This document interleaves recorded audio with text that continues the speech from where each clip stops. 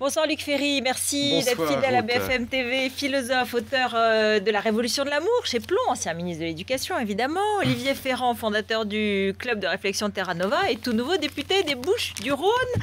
Merci à tous les deux. Alors on commence par le sommet de Bruxelles, puisque c'est un peu un sommet qui finit pas mal, qui donne le moral aux bourses européennes et qui, peut-être comme sur le terrain de football hier soir entre l'Allemagne et l'Italie, a mis un peu Angela Merkel en difficulté.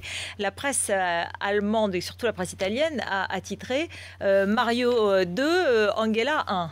2-1 pour Mario. Est-ce que pour Super vous, Mario. c'est ça, Super Mario, Mario Balotelli et Mario Monti?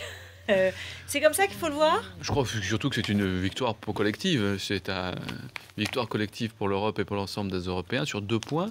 L'un, c'est l'adoption du pacte de croissance, grâce pour le coup à François Hollande, qui l'a remis au centre des débats européens. On obtient quelque chose qui est, sans être exceptionnel en termes de volume financier, est une réelle avancée, 120 milliards de plus pour des investissements européens. Certains diront que c'était déjà écrit et qu'il a juste un peu Non, ranimé non. la flamme. Hein. C'était déjà écrit effectivement dans un rapport de la Commission qui proposait à peu près ça, mais qui avait été enterré par Nicolas Sarkozy juste avant. Et le deuxième élément, c'est le progrès de la solidarité européenne, puisqu'à chaque petit pas, on renforce cette solidarité, notamment via le mécanisme européen de solidarité, le MES, qui aujourd'hui va pouvoir aider directement les banques espagnoles en les recapitalisant, ce qui n'était pas possible jusqu'à présent. Je vous propose d'écouter, avant d'écouter votre réaction, Luc Ferry, François Hollande, qui a fait une conférence de presse aujourd'hui et qui dit « J'avais promis, j'y suis arrivé ». On l'écoute, vous allez me dire si vous êtes d'accord. D'abord, j'avais, dans la campagne présidentielle, annoncé que je voulais renégocier ce qui avait été décidé, au sens d'y mettre ce qui ne s'y trouvait pas, la croissance et des mesures de stabilité et une vision à moyen terme. Je considère que ce sommet a permis d'aboutir à cette renégociation. C'est pour ça qu'il a été long. Ah, bon, pas plus long que d'habitude, en Bah fait, non, mais... il peut être content, mais même si c'est vrai que d'après ce qu'on a pu comprendre, c'est vraiment Mario Monti qui a été l'artisan de ce succès, mais c'est un formidable succès pour Hollande.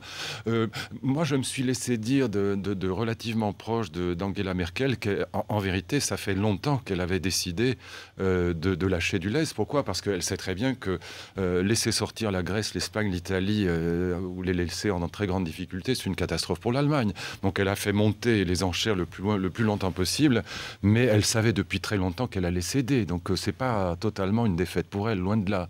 Non, je crois que ce qui s'est passé est très important, pas simplement pour Hollande, mais je pense que contrairement à ce que dit Madame Le Pen, et d'ailleurs la réaction de Madame Le Pen, quand on y réfléchit, c'est très significatif, puisqu'elle dit que c'est un coup d'État, que c'est une perte de souveraineté.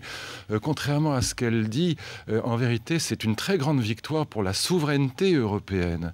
La vérité, c'est que nos États souverains étaient attaqués par les marchés. La véritable perte de souveraineté, c'était par rapport au marché. Et le seul moyen de récupérer de la souveraineté, y compris nationale, c'était le détour par la souveraineté européenne. C'est ça l'enjeu véritable de ces accords. Et là, ça va véritablement dans le bon sens. De la politique sur la finance ? Bien sûr, c'est un petit pas, il ne faut pas rêver, voilà. Mais c'est un petit pas très important. Et encore une fois, c'est un paradoxe que le Front National et les souverainistes ont toujours du mal à comprendre, y compris la souveraineté nationale française aujourd'hui face au marché. Elle passe évidemment par ce détour d'une véritable souveraineté européenne. Et à terme, qu'est-ce que préfigure notamment le deuxième point, qui est la recapitalisation bancaire, qui est évidemment le plus important. Il préfigure un ministère des Finances européen. Il faudra que ce ministère, sur la thèse que défend Thomas Piketty, mais pas Jacques Attali aussi. Bon, il faudra que ce ministère des Finances européen, qui est préfiguré par les petits accords d'aujourd'hui, s'associe probablement les présidents de commissions nationales, c'est-à-dire les présidents de commissions des finances des parlements nationaux, pour que ce processus-là, qui est très positif, ne soit quand même pas totalement déconnecté de la souveraineté nationale. Luc Ferry, il cite Marine Le Pen. Moi, je vais vous citer Jean-Luc Mélenchon, parce que lui aussi, il dit les Français ont fait de la figuration. Et en gros, le nouveau pouvoir de François Hollande a avalisé la politique européenne de Nicolas Sarkozy. Et c'est le nouveau traité européen préparé par Merkel et Sarkozy qui s'imposera tel quel. François Hollande considère que les négociations ont abouti. C'est stupéfiant Voilà ce que dit la gauche de la gauche. C'est inexact en matière européenne. Ça lui arrive souvent à Jean-Luc Mélenchon. C'était quoi le fond du débat? Les Allemands sont d'accord pour plus de solidarité, ce qui veut dire que c'est eux qui vont faire des chèques aux pays en difficulté, hein, parce que c'est eux aujourd'hui qui ont la carte de crédit. Qui ont la carte de crédit, qui assurent cette solidarité financière en Europe.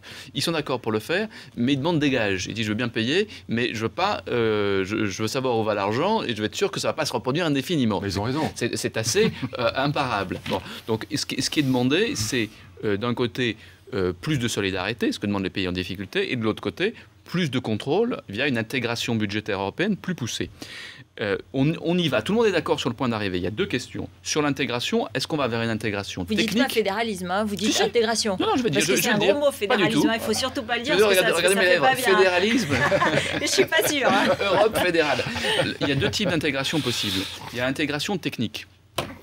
On confie à la Commission européenne le rôle de chief whip et de dire qu'un budget national doit être retoqué. Ça, c'est pas possible. On ne peut plus continuer à faire cette Europe technocratique-là, où des instances techniques qui ne sont pas démocratiques, qui donc ne sont pas responsables devant les citoyens européens, peuvent remettre en cause des décisions démocratiques, notamment parlementaires. Ça n'est plus possible. C'était le mode de fonctionnement de l'Europe jusqu'à présent.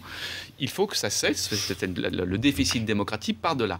Il y a l'autre intégration qui est, elle, souhaitable et possible aujourd'hui, qui est l'intégration politique. Oui, l'Europe fédérale, il faut que l'exécutif de l'Europe, ce qui est aujourd'hui la Commission européenne, cesse d'être technique pour devenir démocratique, c'est-à-dire soit responsable devant les citoyens européens. Il n'y a pas que ça, je suis d'accord avec ce que dit Olivier, mais il n'y a pas que ça. Pourquoi on ne peut plus rester comme ça? C'est ça qui est important. Quand j'étais gamin, il y avait un groupe qui s'appelait Socialisme ou Barbarie, qui était animé d'ailleurs par des gens très intelligents, Claude Lefort, Castoriadis. Bon, aujourd'hui, moi je dirais Europe fédérale au déclin.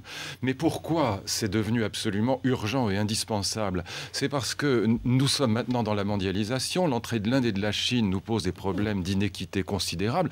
Et par rapport à cette entrée de 2,5 milliards d'Indiens et de Chinois qui sortent de la misère et qui évidemment nous posent des problèmes énormes parce que les coûts de production des entreprises chinoises sont 25 fois inférieurs aux nôtres, nous ne pouvons plus nous permettre d'avoir une Europe non politique. Ça n'a plus de sens. Pour peser dans la mondialisation. Voilà, pour peser. Pour être un acteur dans la mondialisation. Il faut une politique économique sociale, mais aussi une politique de taux de change. Et aussi, c'est ça l'enjeu. Parce qu'on a des valeurs collectives à défendre. Est-ce qu'on n'est pas obligé de passer par une étape de démocratie maintenant au niveau national pour avaliser tout ce que vous dites là? C'est ce qu'a dit Hollande pour le coup. Il faut faire ratifier les décisions qui sont prises par le Parlement. Et moi, j'irais plus loin. Donc pas de référendum, pas de... Pas encore. Attendez, le référendum. Pas encore. Là, on est... L'avancée, c'est... Il faut faire de la politique quand même. L'avancée, c'est que... Il ne faut pas aller au casse-pipe. L'avancée, c'est que le mécanisme européen de stabilité finance, soit capable de renflouer les banques espagnoles. On n'a pas encore besoin de passer en référendum pour demander l'autorisation de faire ça. Si on fait le saut fédéral, si un jour on doit faire le saut fédéral, évidemment, ça devra se faire avec les peuples. Mais je suis assez confiant que ce saut fédéral sera plébiscité. Parce que ce qui est rejeté de l'Europe, c'est l'Europe technocratique. C'est qui prend des décisions au niveau européen qui influent sur nos vies. À partir du moment où ce sont des gens élus par les citoyens, ça change absolument tout. C'est pour ça qu'il faut faire comprendre, Olivier, que les maires. C'est pas une perte de souveraineté, mais un gain de souveraineté. C'est vital, ça. Alors ça paraît un paradoxe, mais c'est vraiment le point essentiel. Parce que sinon, en effet, et là, vous avez tout à fait raison, les peuples s'opposeront à une Europe technocratique qui leur apparaîtra comme imposant de la rigueur de l'extérieur. Mais il est évident que si on va dire, Mélenchon devrait le comprendre, parce que lui qui a comme adversaire absolu les marchés financiers, il devrait bien voir que sans union fédérale derrière l'euro, il y aura pas, sans un souverain derrière l'euro, les marchés financiers gagneront à tous les coups. Je veux dire, c'est une évidence. Bon.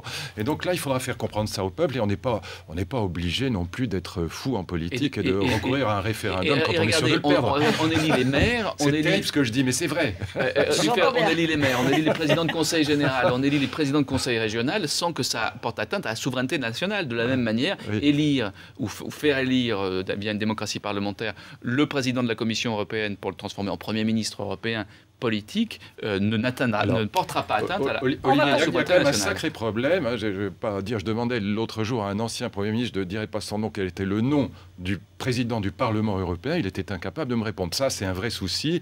Il s'appelle M. Schulz, je le dis quand même. Mais il faudrait que aussi cette Europe soit incarnée. Tant qu'elle sera incarnée par M. Van Rompuy, Ashton et Schulz, on aura du mal. Je n'ai rien contre M. Van Rompuy, qui est un type très bien par ailleurs. Mais c'est vrai qu'il faut que l'Europe soit incarnée. Et qu'on passe à une autre étape. Juste un petit mot, parce que l'autre actualité de la journée, on entendait tout à l'heure Christine Boutin s'emporter. Je vois le sujet. Le mariage gay institutionnalisé avec le droit à l'adoption. Jean-Marc Ayrault l'a confirmé ce soir, Dominique Bertinotti le dit, c'est à la veille de la marche des fiertés de la Gay Pride de demain.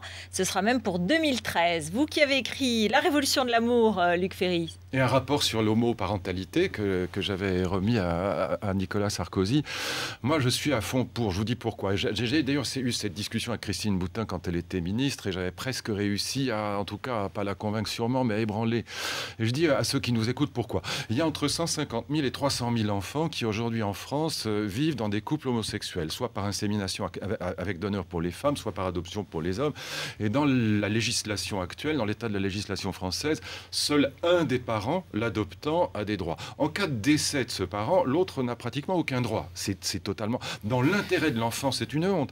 Et donc moi j'ai le raisonnement exactement inverse à celui de Nicolas Sarkozy qui disait je veux pas du mariage homosexuel parce que je veux pas de l'adoption. C'est exactement l'inverse qu'il faut dire.